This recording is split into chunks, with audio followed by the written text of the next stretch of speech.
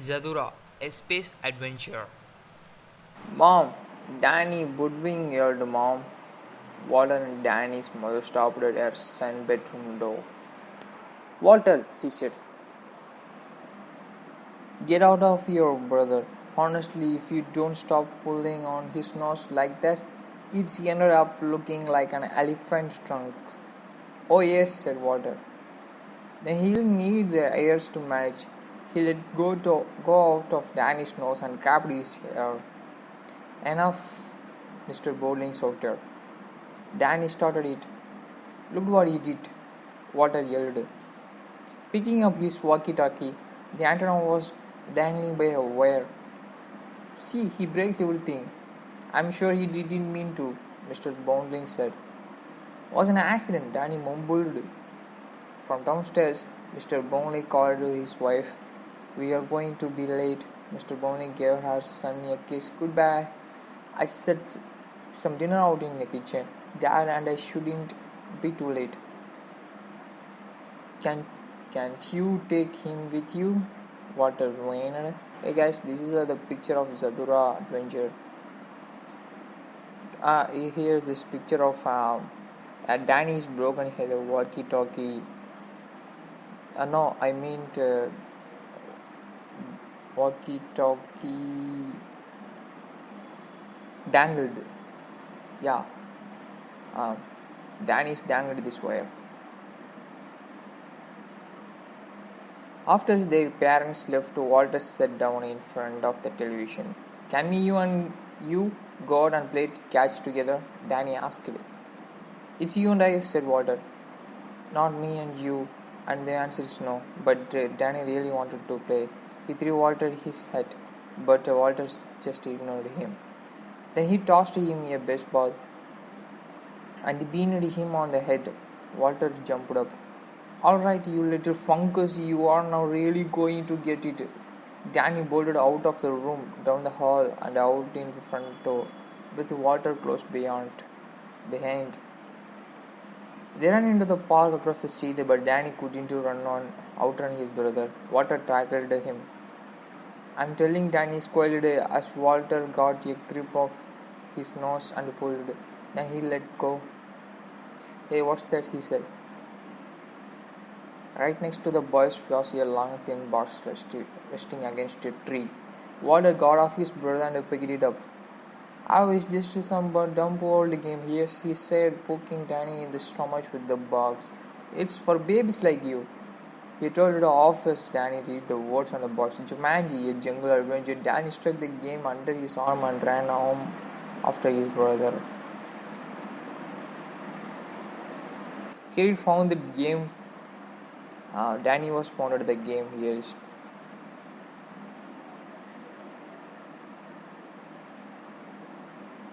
Yeah, and this is the picture of Danny and Walter. Knuckled his nose. Oh, I'm sorry. Crumbled his ear. He goes Danny's nose and crumbled. Yeah, this is the picture of crumbled. Back inside, Danny looked at the box. It covered with a piece of jungle animals. He took and out dice. Some token and very plain game board. Walter was right. It was a baby's game and probably boring too. Danny started to put it away from discovered, jammed it tightly into the bottom of the box. Another board. He banged the box on the floor and out it popped. This board was more interesting. It showed flying saucer, rocket, and a planet into outer space with a path of colored squares leading from Earth to the purple planet called Zathura and back to Earth. Danny put a token on Earth, then rolled the dice. After he moved along the path, something surprised happened. A buzzing sound came from the board, and with a click, a small green card popped out of the edge right in front of him. He picked up it and read, Meteor shower, take evasion action. I mean emergency action, I think. Yeah, and hey, Walter, Danny started to say. What the Seva? And he was interrupted by a noisy rat-tat sound coming from the roof. Walter looked up from the television. Holy smoke, he said. It must be a hailstorm. It's not hail, shouted Danny. Holding up the cord, it's a meteor. The noise grew louder like a thousand golf balls bouncing off the roof. The rooms got so dark. Walter turned on the lights, then kaboom. A rock the side of the refrigerator fell through the ceiling and crushed the television. Danny said, I told you meteors is what started as the hole in the ceiling. Okay, he agreed meteors, but he didn't. How did it get to so dark so fast? Through the hole, he could see what was left of his parents' bedroom and beyond that. A black star-filled sky. It looks like night up there. It's not night, said Danny. It's outer space. What are you talking about? These outer space. Water motored as he went to the front door. I just lost track of time. It's night, that's all. He threw open the door and almost took a step outside before he realized there was no outside there anymore. At least not the one he accepted. And this is the picture. The two boys are confused about the day or night.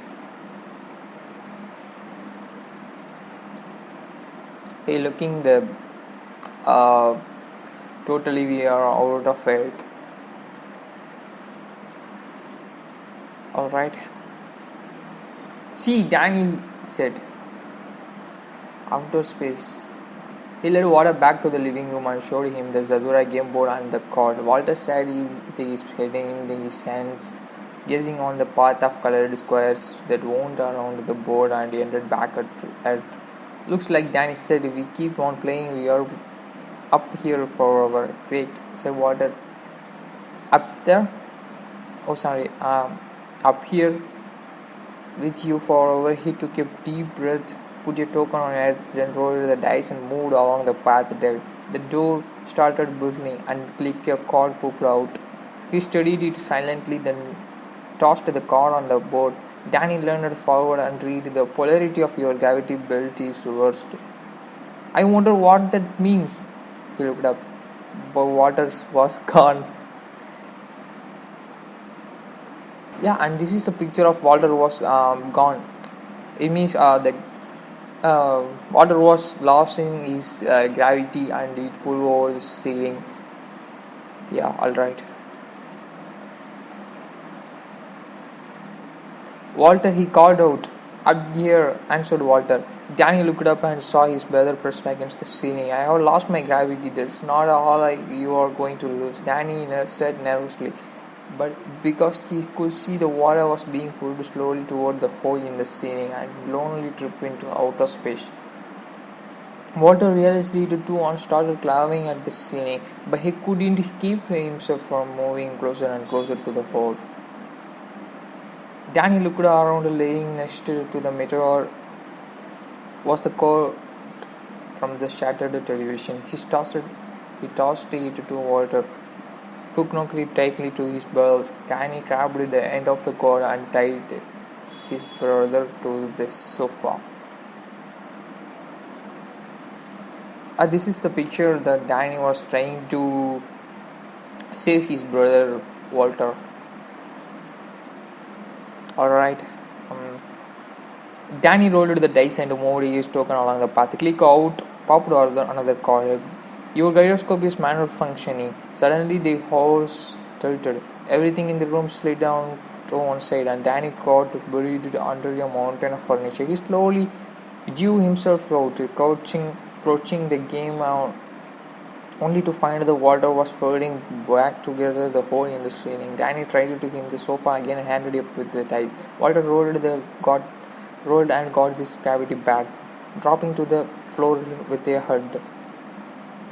Danny moved his piece and handed him his card. Your robot is defective, Walter read. Yeah, and this is the robot picture. From the hallway came the sound of rattling metal and steady clank. Clank, clank. The boys started at the doorway and the shinky silver robot stepped into view. He was having trouble walking on the tilted floor. His head rotated back and forth and seemed to freeze on Walter. The robot sighted lit up and spoke into the old mechanical voice. Emergency, emergency, alien life form. Must destroy. His cleave-lined metal hands snapped open and shut. "Uh-oh," Danny whispered. I think he's he I think he's talking about you. Fortunately, when the robot stepped forward, he missed the door, banged into the wall, and fell to the door. He got up and did it again, and then again. "Better hurry up and roll," said Walter. "Before he makes it in here." Danny rolled the dice and retook his car. "You passed too close to Series 3. Gravity greatly increased." This is the picture. I think Danny is hidden from the robot, the defective robot, and played his turn.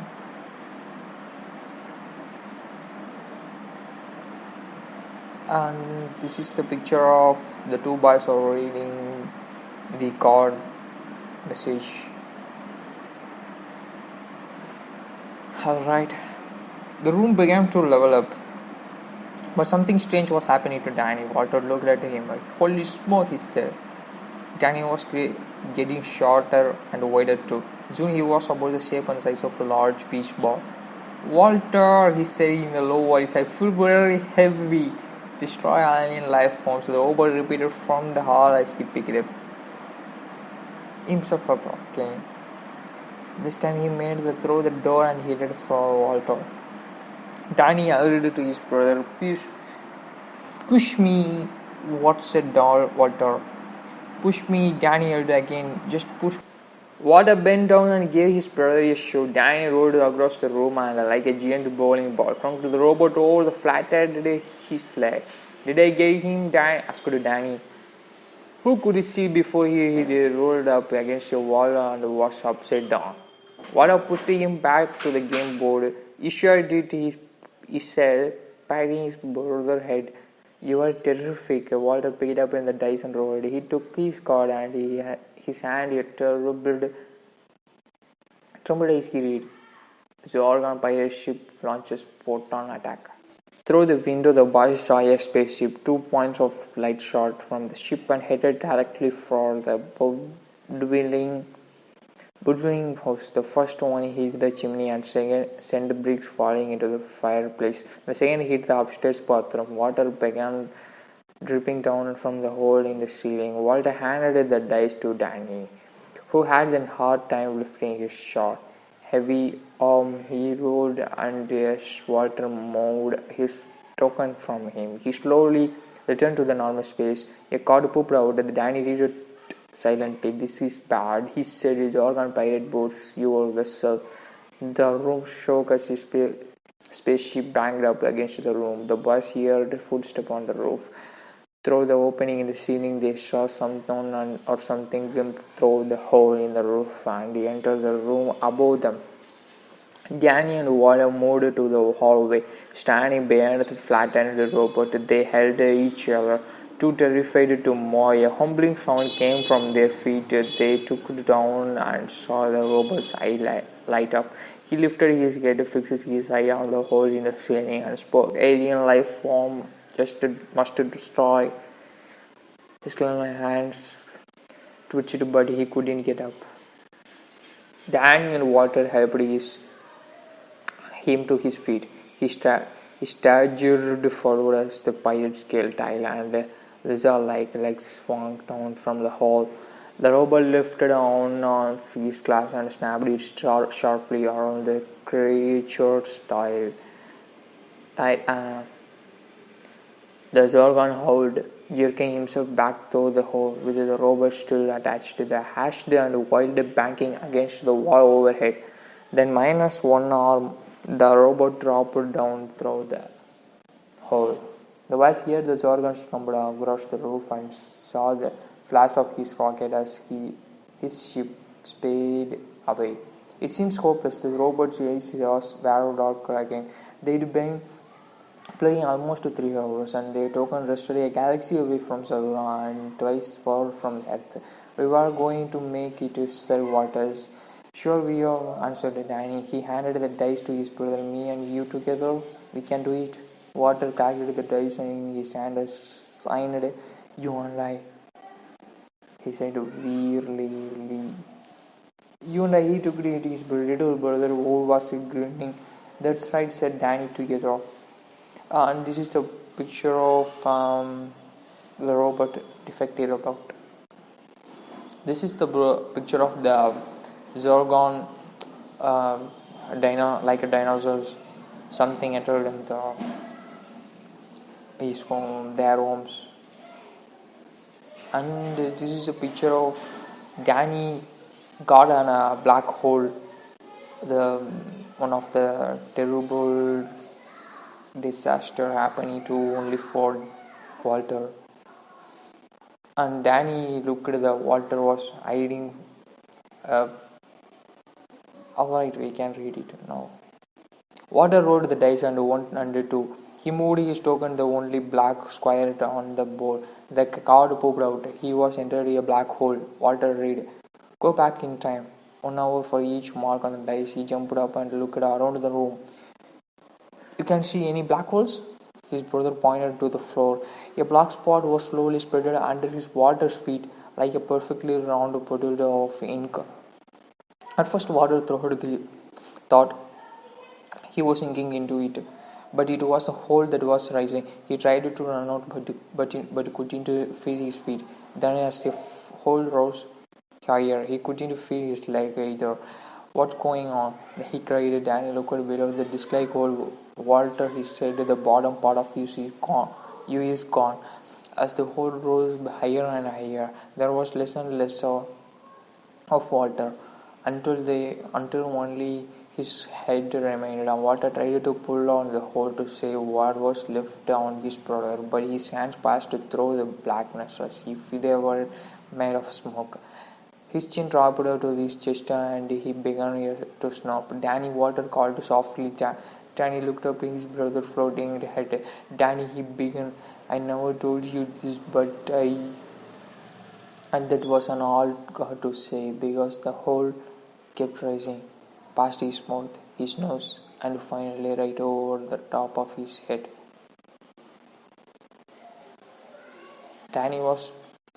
Walter was disappeared. Alright.